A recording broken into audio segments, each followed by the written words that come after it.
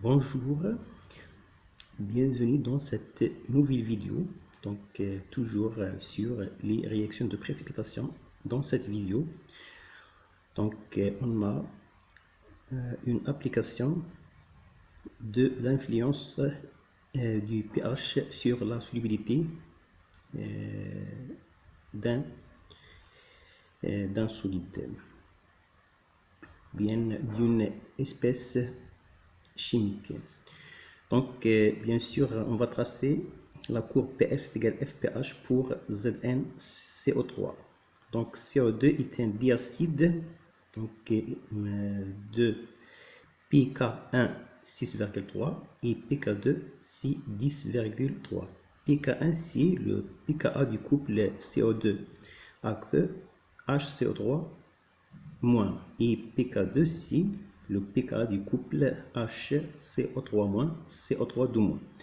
Donc ZnCO3 est un sel peu soluble de pKs égale 10,8. C'est un sel peu soluble. Donc on exprimer la solubilité de ZnCO3 en fonction des concentrations des ions H3+ égale à H ici pour simplifier. Tracer la courbe PS en fonction du pH variant de 0 à 14. On suppose qu'il n'y a pas de dégagement de CO2 qui reste dissous.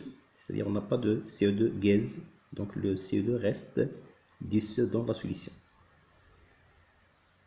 Donc, réponse.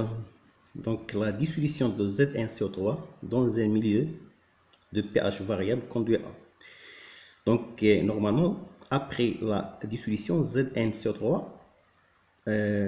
donne les ions Zn de plus et les ions CO3 de moins. Les ions Zn de plus sont les ions indifférents.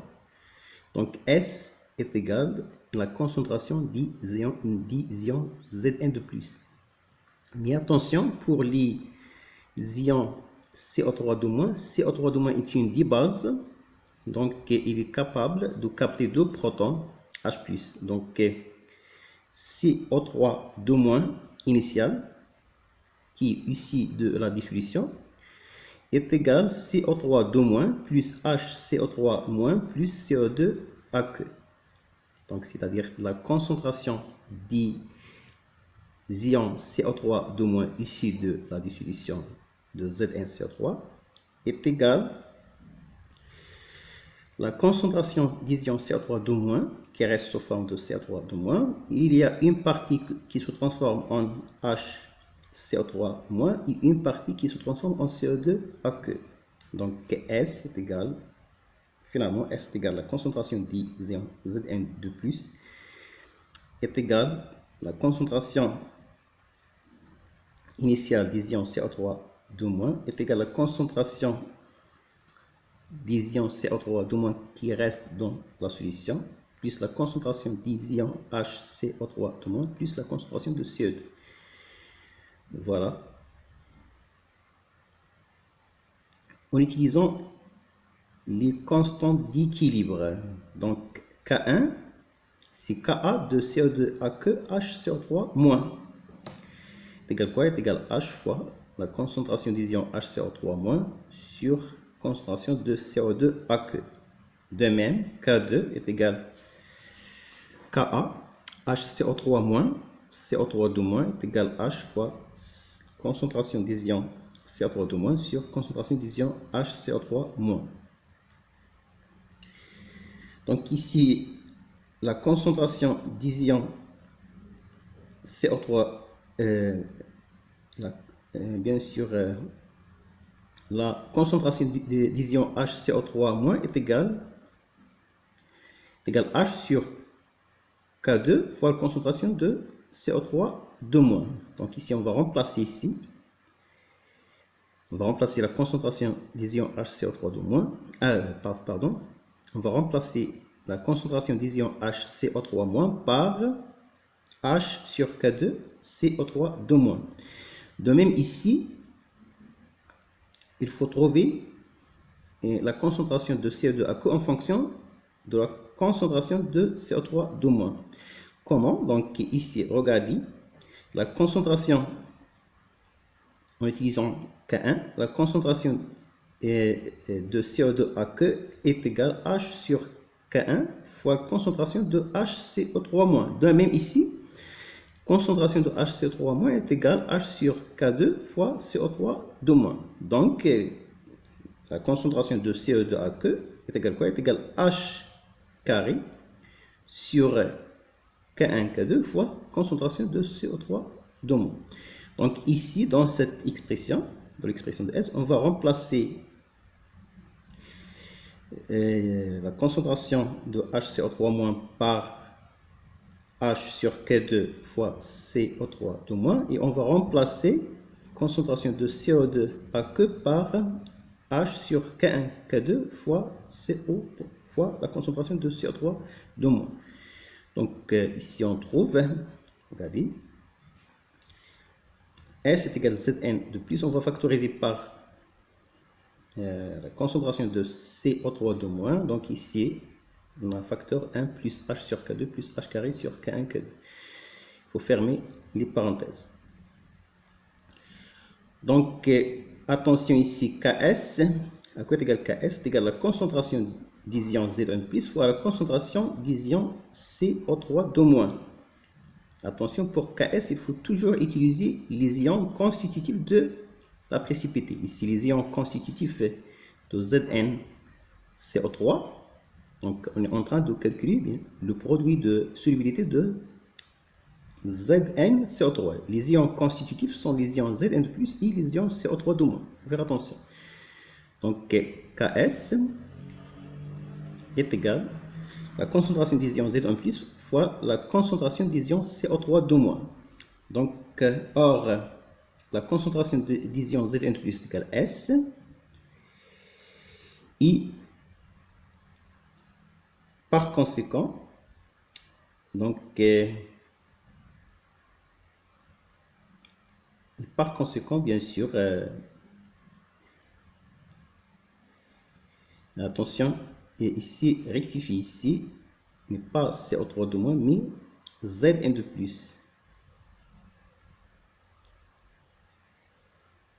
Non, c'est pas Zn, c'est CO3-. Attention, la concentration des ions CO3-, est égale à Ks sur Zn+. Il est juste, il faut faire attention. La concentration des ions CO3- est égale à Ks sur S. Car Ks est égal à la concentration des ions Zn+ fois la concentration des ions CO3- et la concentration des ions Zn+ est égale à S. Regardez ici, S est égal à la concentration des ions Zn+. Donc, et par conséquent ici, on trouve S est égal à Ks sur S facteur 1 plus H sur K2 plus H carré sur K1, K2. C'est-à-dire S carré est égal à Ks facteur 1 plus H sur K2 plus H carré sur K1, K2. Donc, on va tracer ensuite le diagramme de majorité. En utilisant le diagramme de majorité des espèces, on obtient les expressions de PS également log S. Donc, ici, PK1, c'est le pKa du couple CO2 à que HCO3-. Donc, regardez ici. CO2 à que il est majoritaire pour pH inférieur à pKa moins à pK1 moins 1, c'est-à-dire pour pH inférieur à 5,3. Ici, pK2, c'est le pKa du couple HCO3- CO3-. Donc, CO3- est majoritaire pour pH supérieur à pK2 plus 1, c'est-à-dire pour pH supérieur à 11,3. Et HCO3- est majoritaire pour pH compris entre 7,3 et 9,3. Attention ici, HCO3- présente un domaine de majorité, car attention ici, delta pKa qui est égal à pK2 moins pK1 supérieur à 2. Donc, le domaine de majorité de HCO3- c'est pH compris entre 7,3 et 9,3. Donc, ici, pour pH qui est supérieur à 11,3, c'est le domaine de majorité de CO3-. Donc, ici, je vais revenir. Donc, regardez ici, S est égal à CO3 2-, C, concentration de CO3 2-, plus le deuxième terme, c'est HCO3- sur K2, donc plus donc, H carré CO3 2- sur K1, K2. Attention ici, les autres sont négligeables. H sur K2 fois CO3 2-, c'est la concentration de HCO3-. H carré sur K1, K2 fois CO3 2-, c'est la concentration de CO2 à queue. Donc ici, les concentrations de CO2 à queue et HCO3- sont négligeables devant CO3 2-. Et par conséquent, on trouve que S est égal, bien sûr, est égal seulement CO3 2-. Or, CO3 2- est égal KS sur S, c'est-à-dire CO3 2- est égal or, CO3 2- est égal KS sur S, et par conséquent, KS est égal S carré. C'est ça. On va trouver que, donc, je vais trouver S carré est égal KS. Et par conséquent, PS est égal 1/2 πKS. PS, c'est moins log S, est égal 5,3. Pour pH est égal 10,3. C'est-à-dire, dans ce cas, pH est égal pK2. Donc, pour pH est égal pK2, donc la concentration de CO3 2- est égale à la concentration de HCO3-. Donc, regardez ici. Donc, ici, pour pH est égal pK2, donc pH est égal pK2, on a la concentration de CO3 2- est égale à la concentration de HCO3-. Et par conséquent, ici, K2 est égal à H. Ici, K2 est égal à H. Je vais remplacer ici. Donc, H par K2. Donc, on trouve S carré est égal à KS facteur 1 plus K2 sur K2 plus K2 au carré sur K1, K2. C'est-à-dire est égal à 1 plus 1, c'est 2, plus K2 sur K1. Or, K2 sur K1, il est très inférieur à 1.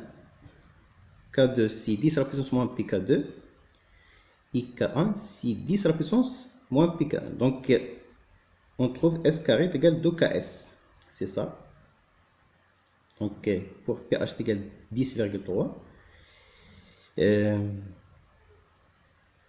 On trouve S carré est égal à 2KS. C'est clair? C'est-à-dire PS est égal à 5,27. Pour pH compris entre 7,3 et 9,3, si le domaine de majorité de HCO3-. Regardez ici. Dans ce cas, S est égal à CO3 2-. Donc ici, ce terme et ce terme sont négligeables devant H sur K2. Donc, dans ce cas, HCO3- est majoritaire et par conséquent, concentration de CO3 2- et la concentration de CO2 à queue sont négligeables devant la concentration de HCO3-. Et par conséquent, S est égal à quoi? Est égal à KS fois H sur K2. Voilà. Ici, on trouve que S carré, c'est ça. S carré est égal à KS fois H sur K2. C'est ça. S carré est égal à KS fois H sur K2. C'est-à-dire PS est égal à 1/2 pKS plus pH moins pK2. L'application numérique donne PS est égal à 0,27 plus 0,5 pH. Pour pH est égal à 6,3, c'est-à-dire pH est égal à pK1, dans ce cas, la concentration d'ion HCO3- est égale à la concentration de CO2 aqueux. Donc, pourquoi? Donc ici, c'est par définition, pour pH est égal pour pH est égal à pKa, donc la concentration de l'acide est égale à la concentration de la base, ici par définition. Et par conséquent, regardez ici, donc ici K1 est égal à H fois HCO3- sur CO2 aqueux. Pour pH est égal à pK1, donc ici la concentration de HCO3- est égale à la concentration de CO2 aqueux. Et par conséquent, K1 est égal à H. Et par conséquent ici, dans l'expression de S carré, on va remplacer donc H par K1. Donc ici on trouve S carré est égal à KS facteur 1 plus K1 sur K2 plus K1 au carré sur K1 K2. C'est-à-dire, on trouve que S carré est égal à KS 1 plus K1 sur K2 plus K1 sur K2. Attention, K1 est très supérieur à K2, c'est-à-dire K1 sur K2, il est très supérieur à 1. Donc ici on trouve que S carré est égal à 2KS K1 sur K2. Donc c'est ça l'expression de S carré. Donc voilà, on trouve S carré. Donc ici, voilà, S carré est égal à 2KS fois K1 sur K2, c'est-à-dire PS est égal à 3,27. Pour pH inférieur à 5,3, si le domaine de majorité de CO2 aqueux. Donc, je vais revenir. Donc, regardez ici, S est égal à CO3 de moins plus H sur K2 plus H carré sur K1 K2. Donc, dans ce cas, la CO2 aqueux, c'est majoritaire. Et par conséquent, c'est dans ce cas, la concentration de CO2 aqueux est très supérieure à la concentration de CO3 de moins et très supérieure à la concentration de HCO3 moins. C'est-à-dire ici, ces deux termes sont négligeables devant ce terme. Et par conséquent, S est égal à CO3 de moins à peu près fois H carré sur K1 K2. C'est-à-dire, on trouve que S carré est égal à KS fois H carré sur K1 K2. Donc voilà, on trouve que S carré, bien sûr dans ce cas, est égal à KS fois H carré sur K1 K2, c'est-à-dire PS est égal à 1 demi PKS plus 2 PH moins PK1 moins PK2. Donc PS est égal à moins 2,88 pH. On rappelle que PS c'est moins log S. Donc et ensuite on trace. Donc on trace la courbe. Donc on peut tracer PS égale pH comme la réunion de divers segments. Donc ici le premier segment c'est pour pH supérieur à 11,3. Dans ce cas, PS égale 5,4. Regardez ici.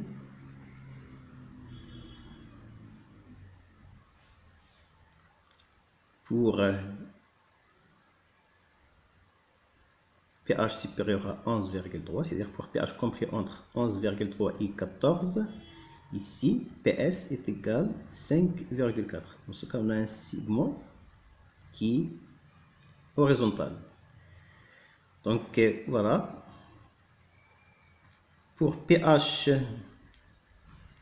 est égal à pK2, on a trouvé que PS est égal à 5,27. C'est ça. Pour pH est égal à pK2, donc à peu près ici PS est égal à 5,27.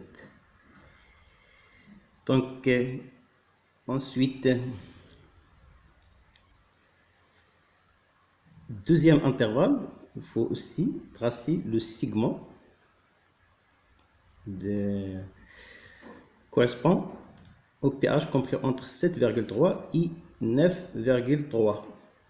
Dans ce cas, PS égale 0,27 plus 0,5 pH. Donc, c'est une c'est une fonction affine, c'est une portion de droite, c'est un segment de pente égale 0,5.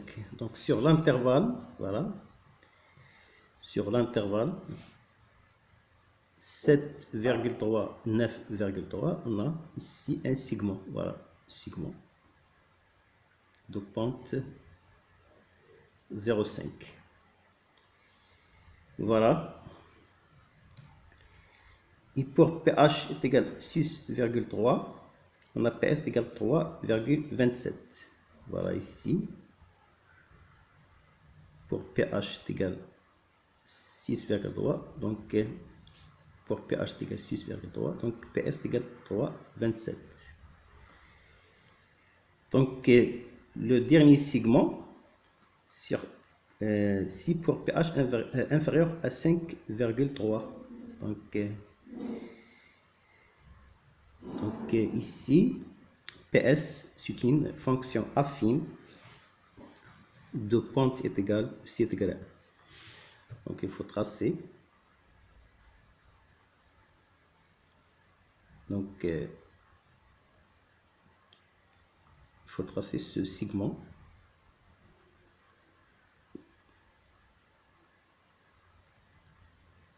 Pour pH varie entre 0 et 5,3.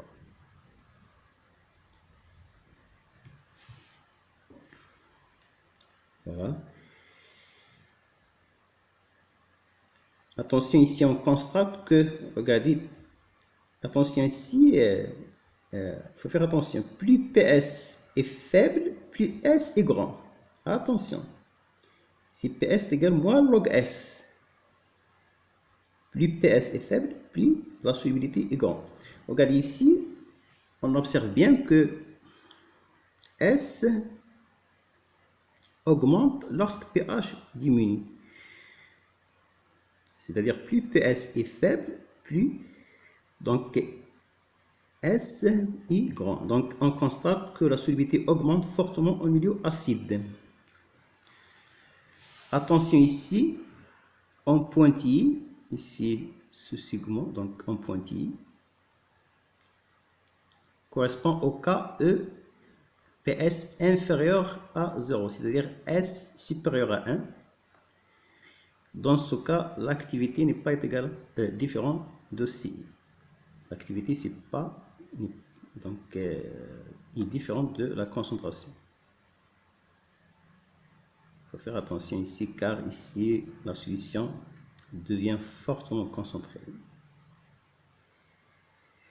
Donc, merci et à la prochaine vidéo, Inch'Allah. S'il y a des questions, donc il faut les signaler donc, dans les commentaires. Merci.